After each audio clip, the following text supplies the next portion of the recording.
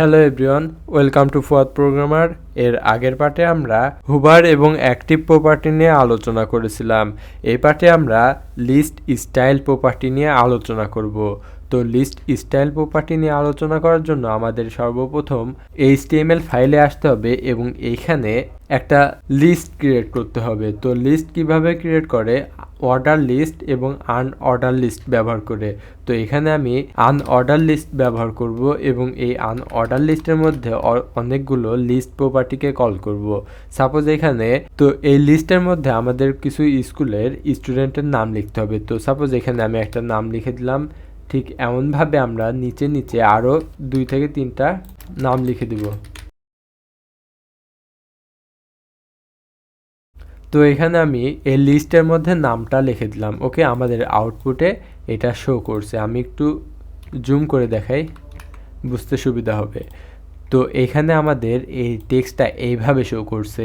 এখন এই টেক্সটটাকে আমরা সুন্দরভাবে ডিজাইন করব। ডিজাইন করার জন্য আমরা আমাদের CSS ফাইলে আসব এবং এইখানে আমাদের যেই আনঅর্ডার লিস্টটা নিয়েছিলাম, এই আনঅর্ডার লিস্টে আমরা চাইলে ক্লাস এবং আইডি ব্যবহার করতে পারি। আমরা যেহেতু শুধু একটা প্রপার্টি ব্যবহার করে দেখাচ্ছি, এই কারণে আমরা সরাসরি ব্যবহার করছি। এটা আনঅর্ডার লিস্টকে সরাসরি আমরা কল করছি এবং এই আনঅর্ডার লিস্টকে আমরা কল করে এখানে সর্বপ্রথম আমরা লিখব লিস্ট স্টাইল টাইপ।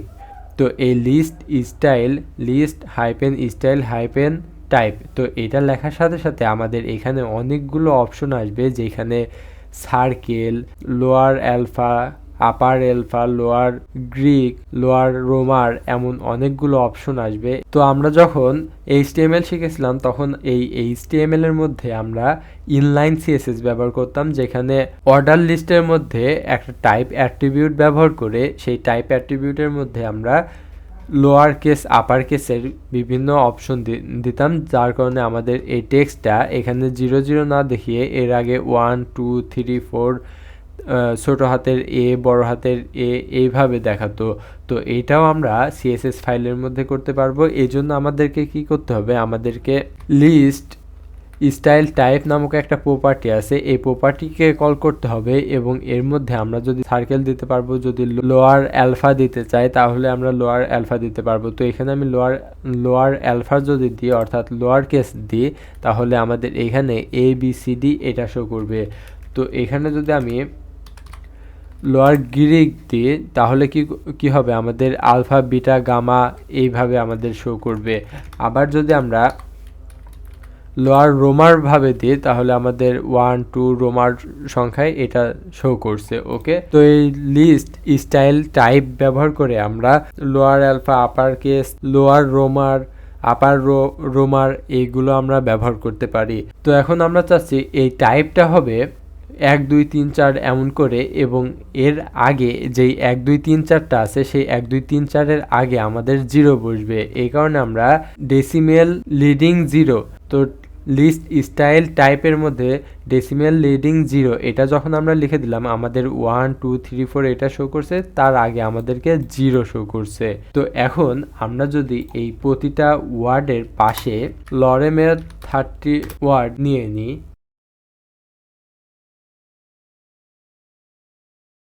তো আমি এই প্রতিটা লিস্টের মধ্যে 30টা করে ওয়ার্ড নিয়েছি এবং আমাদের এখানে 0 1 এবং এইখান থেকে আমাদের লেখা শুরু হয়েছে এবং এইখানে লাস্টে এখানে এসে শেষ হয়েছে। তো আমি চাচ্ছি আমাদের প্রথম লাইনটা এখান থেকে শুরু হবে এবং দ্বিতীয় তৃতীয় যেই লাইনগুলো আছে সেই লাইনগুলো আমাদের এই 0 বরাবর 0 নিচ বরাবর এইখান থেকে শুরু হবে। তো এই জন্য আমাদেরকে কি করতে হবে? নিচে আসতে হবে এবং এখানে লিস্ট স্টাইল পজিশন নামক একটা প্রপার্টি আছে, সেই প্রপার্টিকে কল করতে হবে। তো এখানে লিস্ট স্টাইল প্রপার্টিকে কল করলাম এবং এইখানে ইনসাইড এবং আউটসাইড নামক 2টা অপশন আছে। তো আমি যদি ইনসাইড দিই তাহলে আমাদের কি হয়ে গেল?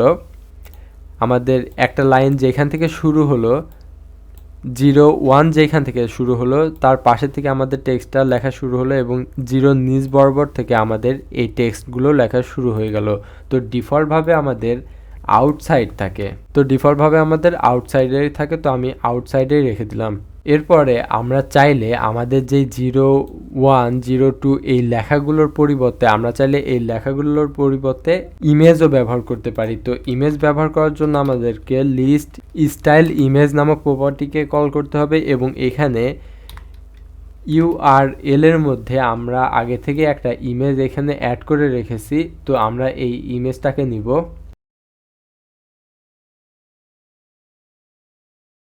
তো আমরা সেই ইমেজটাকে এখানে অ্যাড করে দিলাম এবং আমাদের আউটপুটে সেই ইমেজটা শো করছে, কিন্তু আমাদের সঠিকভাবে ইমেজটা শো করছে না, কারণ ইমেজটা অনেক বড়।